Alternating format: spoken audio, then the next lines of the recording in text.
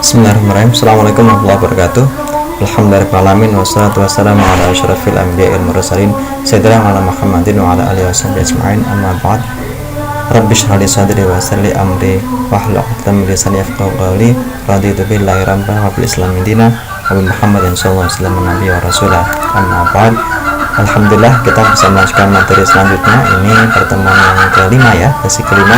Kita membahas tentang akikah. Kalau di sesi sebelumnya kita membahas tentang kurban ya, bisa dilihat di video sebelumnya. Akikah ya, apa makna akikah?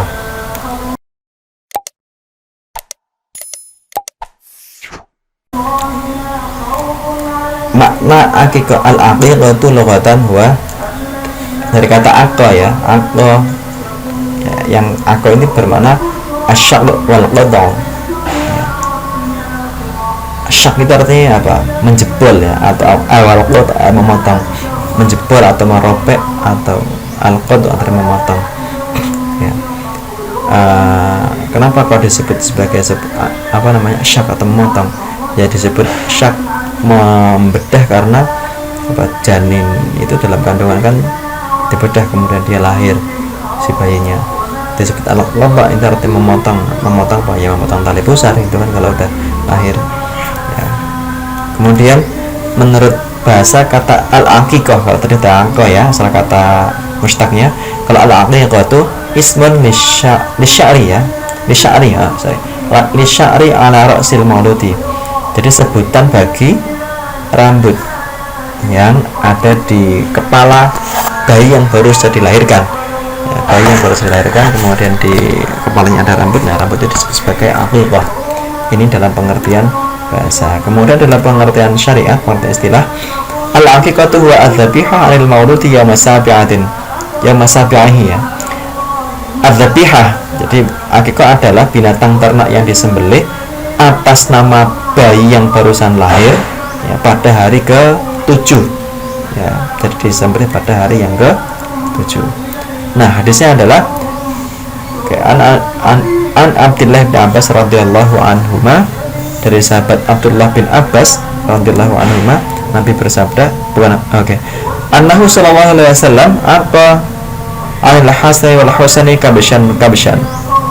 Dalam hadis diceritakan bahwa sahabat Abdullah bin Abbas, ini keponakannya Rasul, anaknya pamannya Rasul, dia bercerita bahwa Rasulullah sallallahu alaihi wasallam dulu pernah mengakikoi cucunya yang bernama Hasan dan Husain, masing-masing seekor kambing kibas itu domba ya, seekor domba.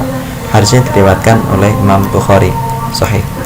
Kemudian dalam hadis tadi hadis fi'liyah ya, kalau ini hadis qauliyah, qala Rasulullah sallallahu alaihi wasallam kullu ghulamin rahinatun bi aqiqatihi tuzbahu anhu yawma sabi'ihi wa yukhlaqu wa yusamma. Kullu ghulamin rahinatun, setiap anak itu tergadaikan bi aqiqatihi, dengan akikahnya ya. Jadi anak itu statusnya tergadaikan sampai dia diakikoi. Tudbahu anhu ya, disembelihlah binatang ternak untuk anak tersebut yauma sabi'ihi, pada hari ke-7 kelahirannya, pasca kelahiran. Wa yukhlaqu, kemudian dia dicukur, wa yusamma, dan diberi nama. Jadi anak yang belum lahir, yang apa namanya belum diakikoi itu masih tergadaikan. Maksud tergadaikan bagaimana? Maksudnya kelak di hari kiamat anak tersebut itu tidak bisa memberikan syafaat kepada orang tuanya. Jadi kalau misalnya anak tersebut itu termasuk anak yang soleh, maka kesalahan anak tersebut itu tidak bisa memberikan dampak bagi orang tuanya selama anak tersebut belum diakikoi. Kalau anak tersebut sudah diakikoi, maka kesalahan anak tersebut itu memberikan dampak bagi orang tuanya ya. Kita tahu bahwa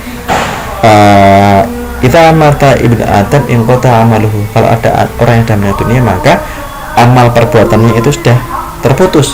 Iya, dia sudah meninggal kok nggak bisa ngapa-ngapain dan nggak bisa beramal kan, sudah meninggal dunia.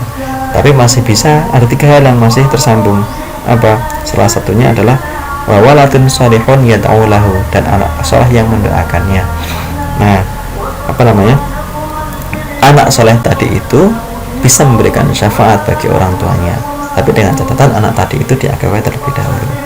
Ya, ini hadis diriwayatkan oleh dalam kitab Al-Adhkar An-Nawawi. Kemudian tujuan dan hikmah akikah. bagi individu itu adalah ekspresi nikmat ya. Punya anak itu adalah anugerah nikmat, maka disyukuri dan wujudnya adalah berbagi kebahagiaan kepada masyarakat lingkungan sekitar, kepada fakir miskin sekitar. Kemudian yang kedua, menebus anak tadi ya, menebus anak gadiannya tadi itu. Kemudian ketika mengikuti sunnah Rasul, bahwa Rasul mengakikoi seluruh putra putri beliau, juga mengakikoi bahkan cucunya beliau pun juga diakikoi ya. Kemudian dalam konteks sosial, akikoi itu mengenalkan lingkungan dengan anak. Jadi bukan mengenalkan anak dari lingkungan, tapi mengenalkan lingkungan dengan anak. Kita memberikan makanan, mengundang warga untuk datang makan bersama, berarti kan mengenalkan masyarakat ini dengan anak kita, gitu kan. Gitu. Sehingga terjadi hubungan yang erat antara lingkungan dengan anaknya. Kemudian yang kedua, berbagi kebahagiaan, terutama kebahagiaan dengan lahirnya anak tadi. Baik, apa hukum akikah? Hukum akikah itu berlaku bagi orang yang menanggung nafkah wajib si anak tersebut, hukumnya sunnah ya. Bagi orang yang menanggung nafkah wajib si anak, nafkah wajib, siapa yang wajib nafkah anak tersebut? Ya orang tuanya misalkan, maka anak orang tuanya tadi mendapatkan status hukum sunnah. Kalau anak tadi ditanggung oleh walinya misalnya, maka ya wali tadi mendapatkan sunnah untuk mengakikoi anaknya ya, anak tersebut ya. Kalau misalkan kakek yang memberikan nafkah bagi anak tersebut ya, maka kakaklah yang mendapatkan hukum kesunahan untuk berakikah bagi cucunya tersebut. Baik, kemudian ketentuan akikah. Yang pertama, ketika anak lahir itu disunahkan untuk diadani dan iqomati. Jadi ketika pertama kali lahir, upayakan agar suara yang pertama kali didengar itu adalah suara adzan ya, bisa diadani di sebelah kanan, kemudian diiqomati bagian kiri. Tapi terkadang memang ada beberapa petugas di rumah sakit yang ketika anak lahir itu pengennya dipegang dulu, dibersihkan dulu baru diadani. Ya nggak apa-apa sih, tapi lebih baiknya lagi ketika lahir langsung diadani. Jadi sambil dibersihkan sama bidannya atau perawatnya, itu diadani aja nggak apa-apa. Tapi kan nggak bisa dari sebelah kanan sebelah kiri. Diupayakan kira-kira itu berada di arah sebelah kanan gitu kan, dan di sebelah kiri, atau di sebelah kanan dan iqomah di sebelah kiri.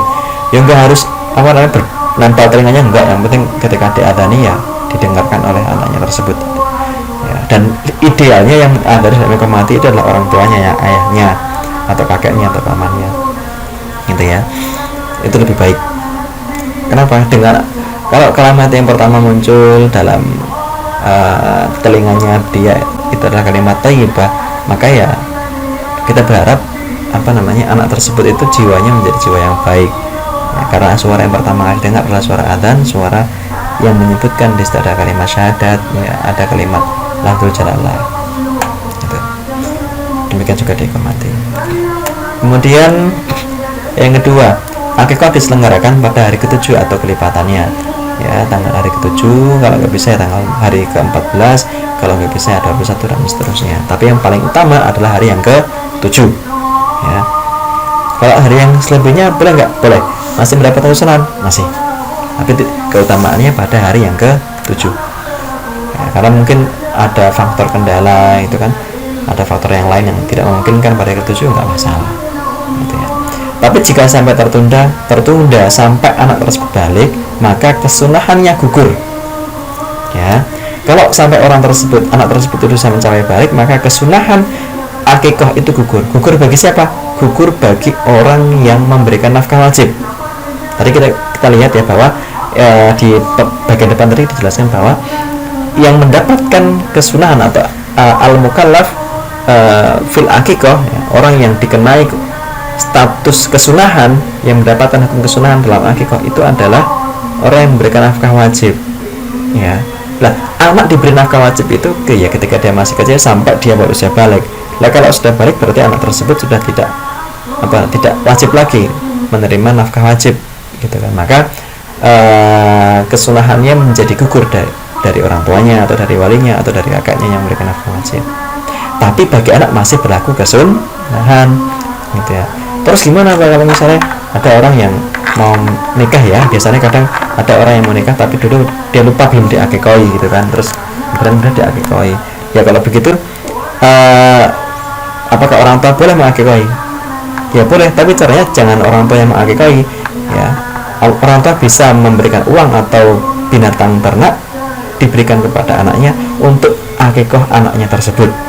Jadi yang pertama diberikan dulu barangnya utuh dalam wujud mentah uang atau dalam wujud binatang ternak, kasihkan kepada si anaknya, baru kemudian anak tersebut mengakikah dirinya sendiri.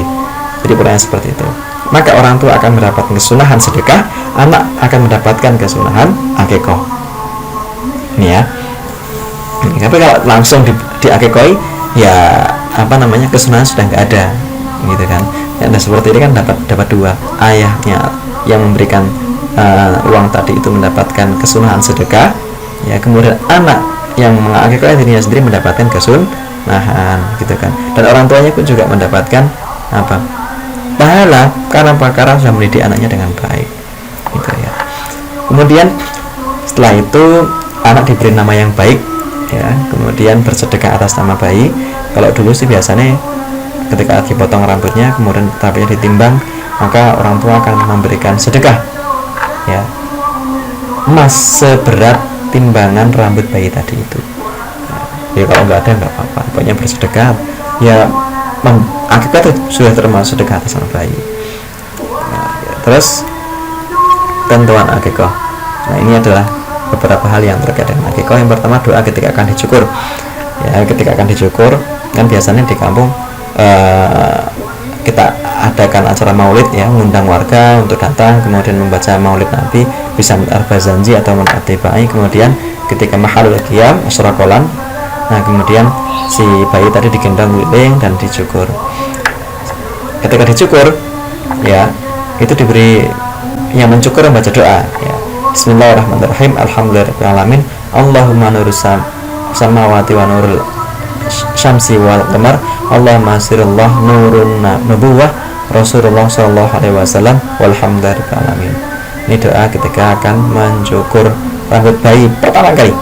Bismillahirrahmanirrahim, alhamdulillahirrahmanirrahim, Allahumma nurus samawati wa nurul syamsi wal qamar, Allahumma sirullah nurun nubuwah Rasulullah sallallahu alaihi wasallam walhamdulillahirrahmanirrahim. Ini doa ketika akan mencukur. Nah, setelah dicukur maka dibacakan lagi doanya, Allahumma inni u'idzu bika wa dzurriyyataha minasyaitonir rajim. Allahumma inni u'idzuha bika wa dzurriyyataha minasyaitonir rajim. Itu doanya, ya. Kemudian ini adalah doa walimatul akikoh, ya.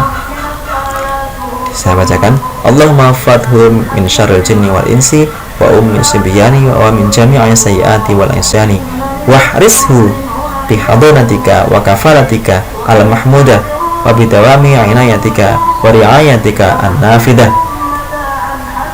naqaddimu biha ala qiyami bima kallaftana min huquqir rububiyyati al-karimah anta betana ilahi fima bainana wa baina khalqika min makarim akhlaq wa atiyab ma faddaltana min al-arzaq. Allahumma ja'alna wa iyyahum min ahli al-'ilmi wa ahli al-khair wa ahli al-Qur'an wa la taj'alna wa iyyahum min ahli syarri wad dhair wadzulmi wattughyan. Doanya, ya. Sekali lagi, Allahumma fadhkur min syarril jinni wal insi wa ummi sibyani wa min jami'i sayyiati wal isyani wahrishu bihadanatika wa kafaratika al mahmudah wa bidawami inayatika wa riayatika nafidah nuqaddimu biha 'ala al-qiyam bima kallaftana min huquqi rububiyyatika al-karimah lan tabtana ilaihi fima bainana wa baina khalqika min makarimil akhlaq wa atyabu ma faddaltana min al-arzaq. Allahumma ja'alna wa iyyahum min ahli al-'ilmi wa ahli al-khair wa ahli al-Qur'an wa la taj'alna wa iyyahum min ahli syarri wa ad-dair wa dzulmi wa tughyan. Amin. Ini doa ketika walimatul akikoh. Kemudian ketentuan tentang hewan akikoh yang pertama adalah, nah, hewan akikoh tadi adalah seekor kambing, ya. Boleh nggak alasan kambing? Boleh, tapi yang utama adalah kambing. Kalau diganti sapi gimana? Boleh nggak? Boleh, tapi yang lebih utama adalah kambing. Kenapa? Karena Rasul dulu pakainya kambing, gitu kan. Kemudian, nah, saya punya sapi, kan sapi dagingnya lebih banyak, gitu. Ya tidak apa-apa, gitu kan. Tapi yang lebih utama adalah kambing, karena Rasul mencontohkannya kambing. Kemudian 2 ekor kambing untuk anak laki-laki, ya. Kalau untuk anak laki-laki maka 2 ekor kambing. Kemudian kalau anak perempuan 1 ekor kambing. Lupa kalau misalnya 1 ekor kambing untuk anak laki-laki, punyanya cuma 1 ekor kambing untuk anak laki, boleh nggak? Boleh. Sah tidak? Sah, ya. Kenapa? Karena Rasul dulu pun juga ketema akikoi cucunya Hasan dan Husain pun dengan masing-masing seekor kambing. Jadi boleh gitu kan, tapi kesunahannya sempurnanya itu adalah 2 ekor kambing untuk laki-laki. Dan tanya, Pak, kenapa kok kambing untuk laki-laki kok lebih banyak daripada perempuan gitu kan? Ini kita mau menjawab pakai penjelasan apa ini? Kalau pakai penjelasan sosiologis, dulu orang Arab itu kan begini, mereka itu kan senang kalau punya anak laki-laki, maka karena ekspresi rasa senangnya tadi itu, maka ya dia menyembelih ekor kambing yang lebih banyak dibandingkan perempuan karena saking senangnya gitu kan. Penjelasan lain, orang Arab itu senang kalau anaknya laki-laki. Kalau anak laki-laki senang digendong sana kemari gitu kan. Tetangganya pun juga pada senang pada datang gitu, ngucapin selamat gitu kan. Yang ngucapin selamat itu semakin banyak, yang datang juga semakin banyak, tamunya semakin banyak. Lah karena tamunya banyak, maka seekor kambing itu nggak cukup. Ya maka sekalian 2 kambing aja gitu, lebih cukup gitu kan. Itu kalau menggunakan analisis sosiologi hukum Islam gitu ya. Tapi kalau prinsipnya ya mengikuti keutamaan 2 ekor kambing untuk laki-laki dan 1 ekor kambing untuk perempuan. Nah, kambing itu apakah harus laki-laki? Boleh laki-laki, boleh perempuan. Ya, laki-laki lebih gede misalnya boleh, perempuan dagingnya banyak juga boleh gitu kan. Tapi kalau perempuan pastikan hewan tersebut itu tidak sedang hamil atau tidak sedang menyusui. Ya, kalau perempuan betina ya. Kalau kalian betina, pastikan kambing tersebut tidak sedang hamil atau tidak sedang menyusui. Kenapa? Ya karena anaknya. Ya, gitu. Kemudian sehat dan cukup umur, pastikan dia dalam kondisi sehat dan cukup umur. Usianya seperti apa? Ya usianya mengikuti hitungan tadi dalam kurban gitu ya. Ya 1 sampai 2 tahun atau 2 sampai 3 tahun gitu kan. Kalau domba berisi 2 tahun, kalau kambing 2 sampai 3 tahun gitu kan. Sehat ya, pastikan nggak ada cacat di situ, sama seperti kurban tadi ya, bisa dilihat di video sebelumnya ya. Kemudian disembelih dengan baik ya, ketika disembelih dengan menggunakan penyembelihan itu secara sempurna dengan bisa yang baik, dengan menghadap kiblat, dengan membaca doa. Dengan doanya apa? Bismillahirrahmanirrahim. Doanya ini, Bismillah wallahu akbar, Allahumma minka walaka, Allahumma taqabbal minni hadhil aqiqah. Gitu ya. Itu kalau menyembelih sendiri ya. Kalau misalkan disembelihkan orang lain, langsung saja disebutkan namanya Allah, Bismillah wallahu akbar, Allahumma minka walaka, Allahumma taqabbal min, sebutkan aja fulan bin fulan gitu kan, sebutkan nama anaknya ya, bin siapa itu kan, Allah hadhihi haqiqah, Allahumma taqabbal min fulan hadhi aqiqatu fulan bin fulan. Jadi disebutkan gini, Allahumma taqabbal min siapa, nama walinya ya, hadhi aqiqatu, sebutkan nama anaknya. Jadi misalkan anaknya Ahmad, nah, orang tuanya namanya Zaid, maka Allahumma taqabbal min Zaid hadhi aqiqatu Ahmad.